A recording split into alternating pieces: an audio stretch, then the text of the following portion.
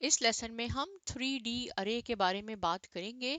और देखिए मैंने यहाँ क्या लिखा है 3 डायमेंशनल अरे के बारे में कि it means the collection of a homogeneous data in list of list. ये चीज मैंने आपको समझानी थी, इसके लिए मैंने आपकी अलग वीडियो बनाई है कि क्या मीनिंग है इसका, राइट। तो बहुत ज्यादा आसान कॉन्सेप्ट है। इंपोर्ट नंपाई एज एनपी करके आपने एग्जीक्यूट करवाना है, मैंने आपके लिए पहले ही यहाँ पे कर लिया है।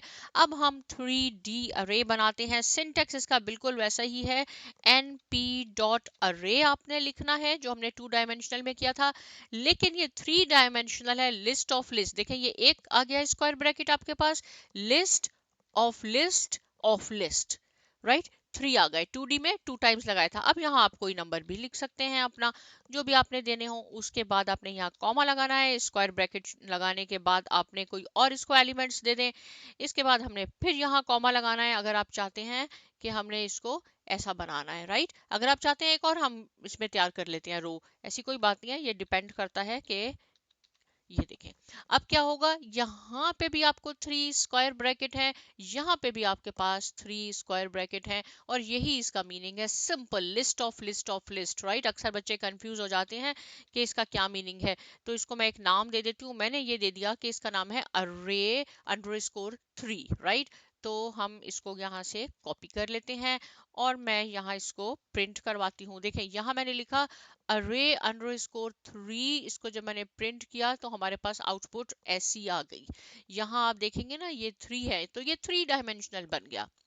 अगर मैं इसके साथ प्रिंट का फंक्शन यूज कर लेती हूँ, अरे ये जो इसका नाम मैंने इसको असाइन किया था, इसको हमने पैरेंथेसिस में लिखा, तो आप देखेंगे मैं आउटपुट जब इसकी रन करूंगी तो ये अरे का वर्ड यहाँ से डिसअपियर हो जाएगा। ये देखें दोनों में ये डिफरेंस है।